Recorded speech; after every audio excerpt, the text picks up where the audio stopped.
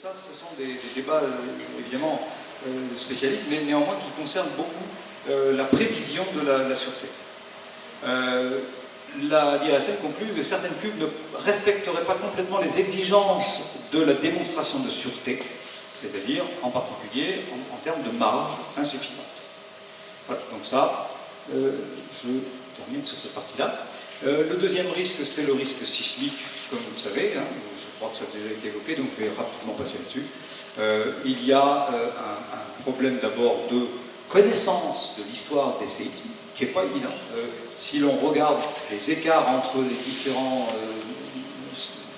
groupes de recherche, il y a beaucoup d'écarts effectivement entre les évaluations des magnitudes et les distances entre Fessenheim et la zone nord, si vous voulez, maximale de sismique, hein, des séismes. Voilà. Donc ceci pose un problème. Ceci pose un problème également lorsque l'on envisage donc, les mesures post-Fukushima, et en particulier la mise à l'arrêt automatique des réacteurs. Faut-il la prévoir ou pas? Ce semble être une très très bonne idée. Simplement, on a vu à Fukushima que il a été impossible de toute façon d'arrêter le réacteur, puisque tout était bloqué par le séisme. Donc voilà le problème. Donc il faut surtout regarder la manière dont doit être refroidi un tel réacteur. Il y a le problème également de la consolidation des ancrages, de tout ce qui est équipement primaire, qui n'était pas fait sur Fessenheim et qui doit être encore amélioré très nettement. Et il y a, donc, pour assurer le refroidissement, le nécessaire pompage en cas de coupure complète du réseau, ce qui est possible en cas de tremblement de terre, qui n'est pas très non plus élaboré, et le problème de l'inondation qui pourrait être constitutive à une rupture du canal d'Alsace, qui est à ce près, et qui est à 9 mètres au-dessus. Et donc là, ce sont des mesures absolument essentielles pour une protection. Donc là, on est un petit peu suspendu à ça. J'ai juste rappelé en bas à droite l'incident du 9 avril 2014 à Fessenheim, où il y a eu un débordement intempestif de 3 mètres cubes d'eau qui se sont déversés sur des tableaux électriques, hein, près de la salle de commande, et qui ont conduit à des mesures erronées, et qui auraient pu être un petit peu dangereuses, puisque le réacteur a été découplé beaucoup trop tôt sur erreur d'information. Et aussi, on l'a arrêté de force alors que normalement il n'y avait pas lieu. Je vais maintenant surtout développer la partie liée aux générateurs de vapeur. Parce que on a eu un souci en France sur la chaîne de fabrication, en particulier sous la responsabilité d'Areva, des différents fonds de générateurs de vapeur, concomitamment avec la cuve de l'EPR de Flamanville, également les couvertes. Et paraît-il aussi de Taishan qui vient de démarrer en Chine. Bon. Le problème de ces anomalies qui ont été cachées, en fait, par Areva très longtemps, et par négligence coupable de Creusot, l'usine de Creusot, a conduit à des ségrégations de carbone beaucoup trop élevées à certains endroits de ces générateurs de vapeur, particulièrement donc dans les fonds de générateurs. Ceci, évidemment, ces ségrégations de carbone conduisent à une fragilité accrue, c'est-à-dire à une élévation de la transition ductile fragile, même en l'absence de bombardement, hein, ça n'a rien à voir avec le bombardement électronique, c'est juste de la fragilisation, et donc en cas de choc thermique, que ce soit à chaud ou à froid, sous pression évidemment encore plus, il peut y avoir rupture de l'acier à ces endroits, là où il y a des ségrégations de carbone très élevées, ségrégations qui montent jusqu'à 0,39% d'après les mesures. Donc risque de rupture brutale de ces générateurs de vapeur qui sont des pièces essentielles, bien sûr, puisqu'elles assurent le transfert thermique entre le circuit primaire et le secondaire dans les réacteurs PWR. À la suite de quoi la découverte de ces malversations, fin 2014, ont conduit à l'arrêt de 12 réacteurs à cause de ces générateurs de vapeur défectueux, et dont Fessenheim 1, et ensuite au redémarrage de Fessenheim 1 fin 2016.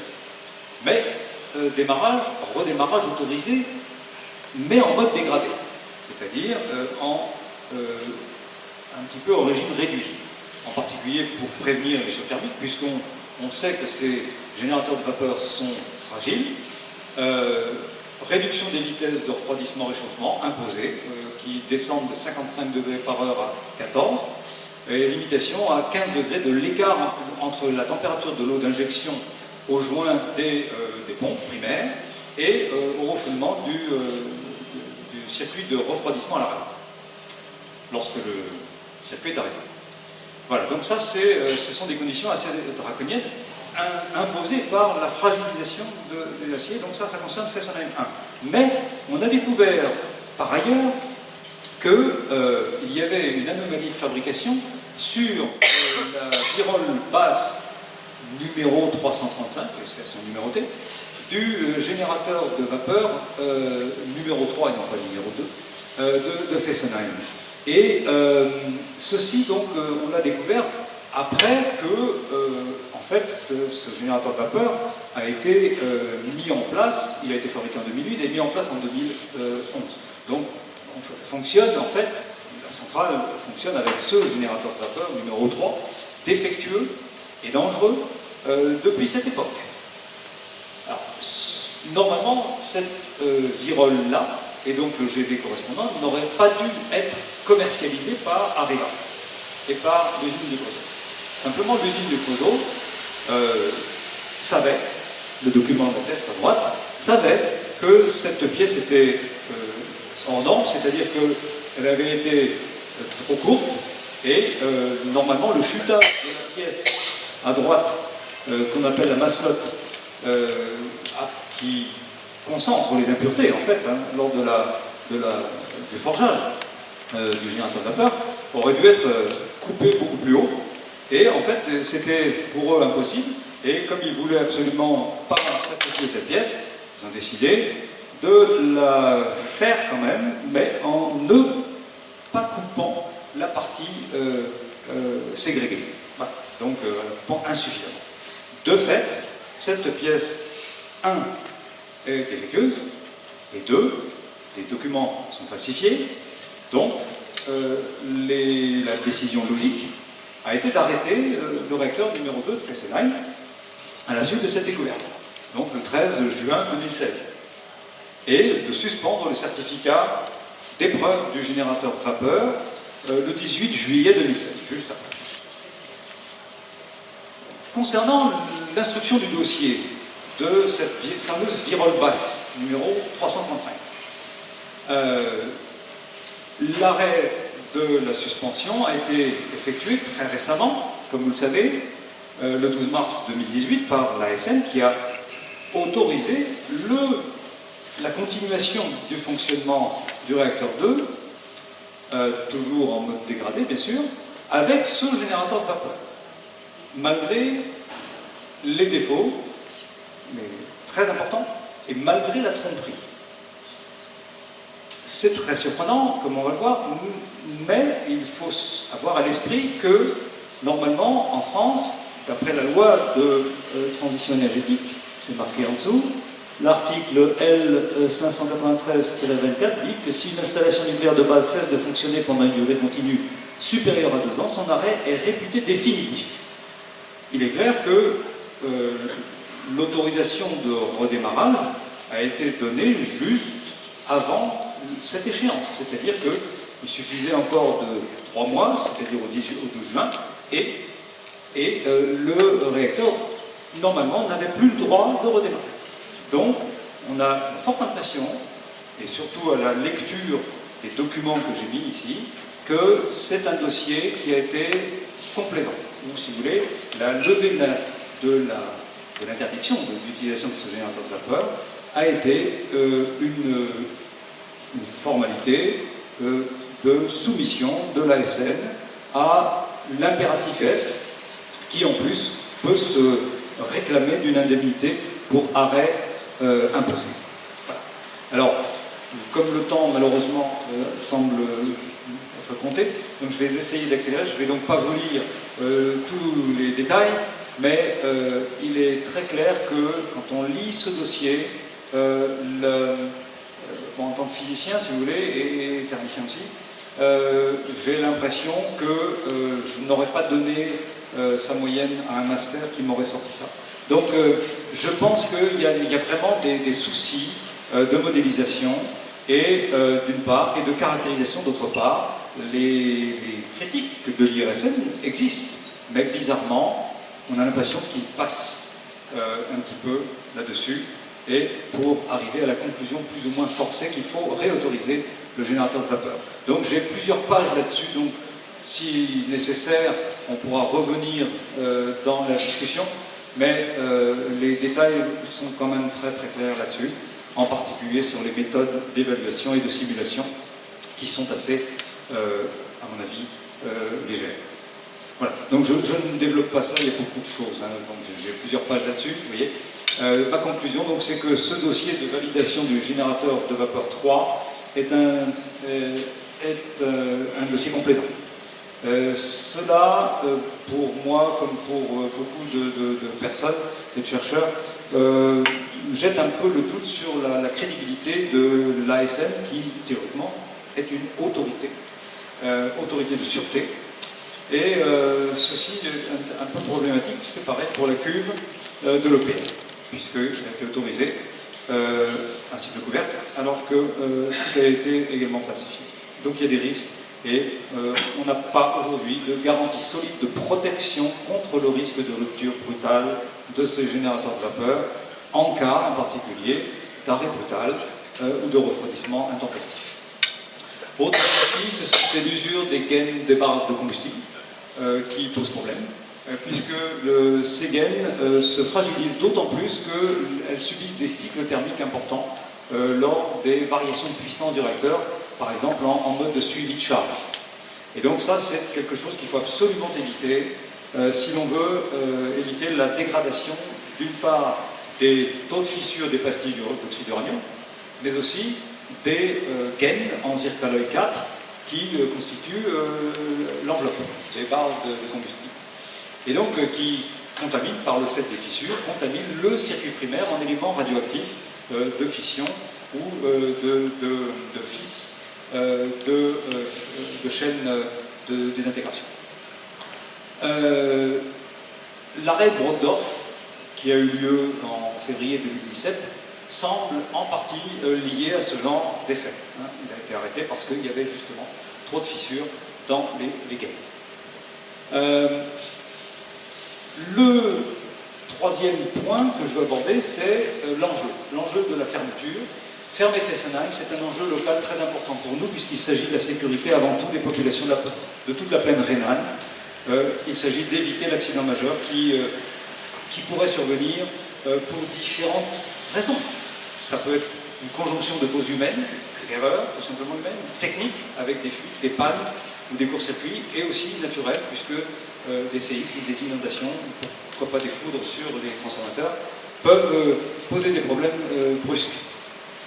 Il peut y avoir perte de contrôle de la réaction en chaîne, par blocage par exemple des barres de contrôle, par déformation des gaines, par rupture de conduite primaire ou de générateur de vapeur, et donc refroidissement brusque de la cuve avec risque de rupture brutale. Il s'agit d'éviter aussi les émissions permanentes, fréquentes, disons, radioactives lors des arrêts démarrage, et donc également aussi de retrouver le bénéfice biologique pour le canal d'Alsace et le Rhin d'un non-réchauffement dû aux 2/3 de la puissance des deux réacteurs qui se déversent dans le Rhin.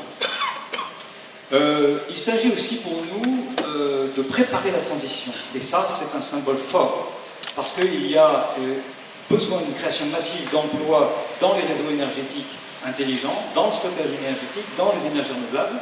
Il faut mettre en place des formations techniques et scientifiques locales pour la transition. Il faut mettre en place le démantèlement scientifique des réacteurs, et aussi le démantèlement industriel des réacteurs. Donc tout ça doit être fait le plus vite possible. C'est une sorte de symbole de démarrage d'une vraie transition. C'est un enjeu national, et c'est donc le début de l'arrêt programmé, que j'espère, des réacteurs au moins du palier CP0, puis du palier CP1. pour permettre l'injection massive des énergies renouvelables, électriques d'une part. C'est nécessaire pour qu'on puisse créer ces réseaux intelligents dont je parle, et dont je reparlerai plus tard, couplés avec le stockage. Pour éviter aussi la modulation de suivi de charge qui va s'imposer évidemment au réacteur nucléaire à mesure de l'élévation de la puissance des renouvelables variables, mais qui peut être très efficacement combattu si on fait ces réseaux énergétiques couplés.